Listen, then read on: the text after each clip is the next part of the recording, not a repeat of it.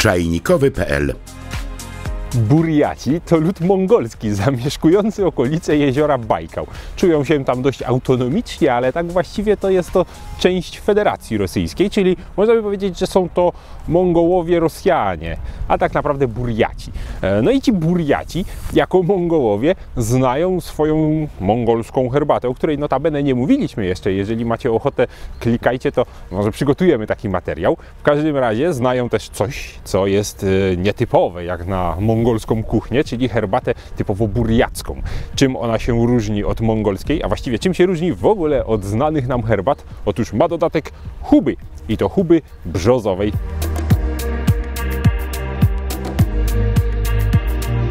Huba brzozowa, czyli czanga albo czaga, jak ją nazywają w okolicach Burjacji, czy raczej brzozowe czernidło, albo nawet czarcie oko, jak to nazywa się tak w naszych bardziej słowiańskich kręgach, to tak naprawdę błyskoporek podkorowy. Jeżeli o mnie chodzi, wybieram nazwę czanga. Bardzo mi się podoba. Brzmi mongolsko, ma ten początek cza, który się miło kojarzy z herbatą. Myślę, że to stąd się też wzięło. Więc dla mnie czanga. Jest to huba, która nie przypomina huby. Na pewno sobie wyobrażacie takiego grzyba na drzewie. Tymczasem ta wygląda raczej jak taka niekształtna czarna narośl. Występuje na brzozach, aczkolwiek nie na tych akurat, od tyłu, czyli od strony północnej najczęściej. Tam, gdzie była uszkodzona kora, dostają się zarodniki i wyrasta. I to się zbiera, suszy, mieli, kroi, sieka i... No i właśnie, i co dalej? Można z tego zrobić nalewkę alkoholową, można z tego zrobić napar, można to gotować. Różne są przepisy, ponieważ różni eksperci zalecali, gdyż taka czanga ma bardzo dużo właściwości prozdrowotnych, a przede wszystkim przypisuje się jej możliwość, umiejętność doprowadzania komórek nowotworowych do samobójstwa. Jest po prostu przeciwnowotworowa i nie tylko kiedy już jesteśmy chorzy, ale również działa jako prewencja. To też zaleca się jej stosowanie no i w medycynie ludowej, i w tej bardziej oficjalnej, a przynajmniej kiedyś tak było, ponieważ w Związku Radzieckim w latach 50. to Ministerstwo Zdrowia podawało konkretne przepisy i zalecenia dla obywateli, towarzyszy, jak przygotować właściwie czangę, żeby leczyła nowotwory, zwłaszcza te związane z układem pokarmowym i z płucami. Właściwości przeciwnowotworowe są teraz jednak obiektem kontrowersyjnych sporów. No oczywiście Związek Radziecki już się chyba raczej nie wypowiada na ten temat, ale był też taki ojciec Klimuszko, zielarz i wizjoner, który jak najbardziej poleca właśnie czangę jako środek przeciwnowotworowy. Onkolodzy jednak dzisiaj raczej są sceptycznie do tego nastawieni. Mówią, że to raczej nie działa i odradzają stosowanie naparu z huby przy okazji leczenia farmakologicznego. Poszukajcie sami, sporo na ten temat napisano i zdecydujcie. Burjaci jednak nie używają huby właśnie dlatego, że jest przeciwnowotworowa, tylko z powodów, które znane były również u nas już na Słowiańszczyźnie, ponieważ grzyb ten ma sporo potwierdzonych właściwości i bardzo korzystny wpływ na nasze ciało. Przede wszystkim działa przeciwwirusowo, przeciwbakteryjnie, przeciwgorączkowo, wzmacnia naszą odporność i dobrze wpływa na nasz układ pokarmowy, zwłaszcza w sytuacji wrzodów i nadkwasoty.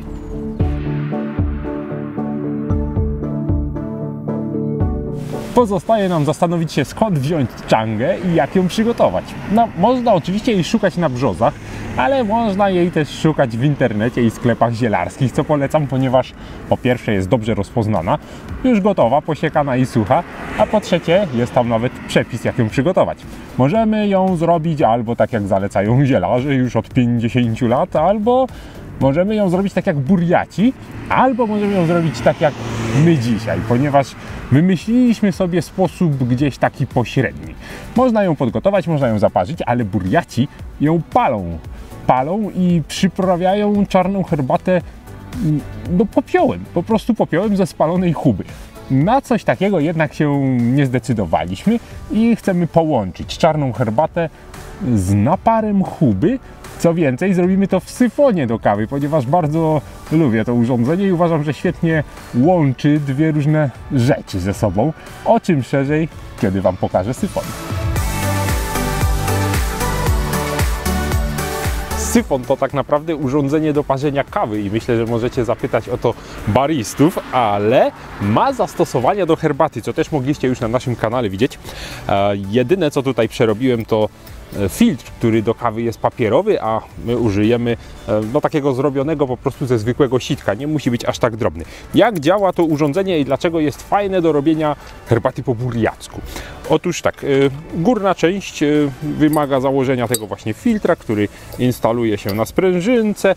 Tutaj wlewamy wodę gorącą, znaczy można zimną, ale będzie szybciej jak zrobimy to na wodzie już gorącej.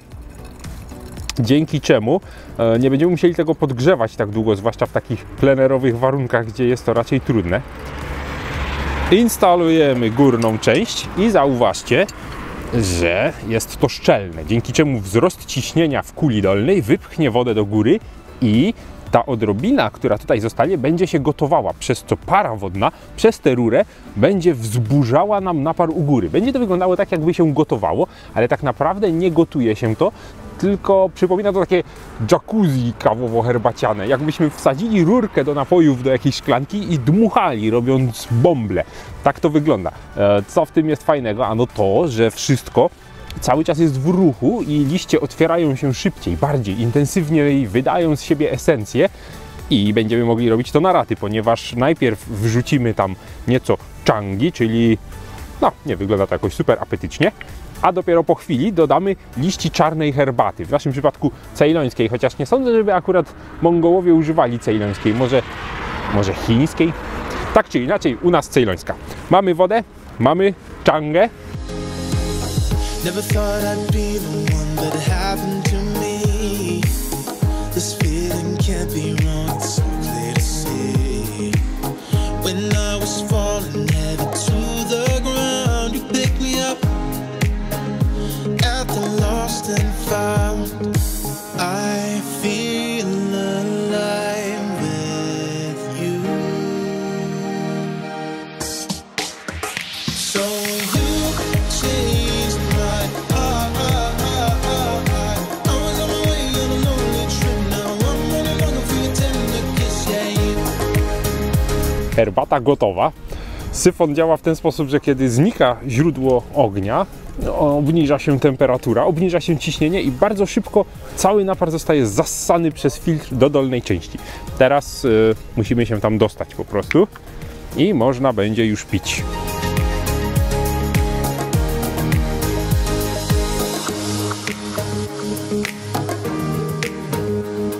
Skrzynka już niepotrzebna.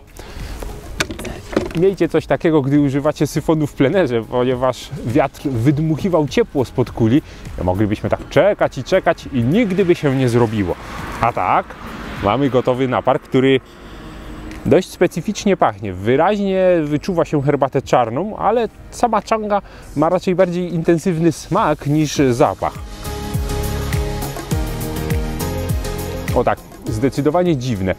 Przede wszystkim takie grzybowe, ale przypomina mi to takiego dojrzałego puera, wieloletniego, starego, porządnego puera, który dużo poleżał w piwnicy. No, jest tak nieco ziemiście, nieco... No właśnie, nie jest to smak pleśni czy jakiś tam pieczarek, ale charakterystyczna taka grzybowata nutka wybija się ponad czarną herbatę. Mi to smakuje. I ciekaw jestem, jak mogłoby to smakować z tym popiołem, ponieważ smak popiołu na pewno bardzo się różni od smaku changi, ale chcieliśmy zrobić coś bardziej nowoczesnego, może łatwiej wykonalnego w domu, nawet nie mając syfonu można to po prostu zaparzyć, a spalenie tej chuby, zrobienie popiołu, no może kiedyś spróbujemy. Tak czy inaczej, z tego jestem akurat zadowolony. Bardzo smaczne, bardzo zdrowe i bardzo mongolsko-burjackie. To tyle z naszej strony. Piszcie do nas, co wy myślicie o chandze i jej właściwościach. Czy byliście może kiedyś u Mongołów na tej herbatce i próbowaliście prawdziwej burjackiej? I czy w ogóle używacie syfonu przy herbacie, czy raczej tylko przy kawie? Do zobaczenia na czajnikowy.pl. Dziękujemy, że oglądacie czajnikowy.pl. Jeżeli podobał się wam ten film, zostawcie łapkę w górę i subskrypcję. Czajnikowy.pl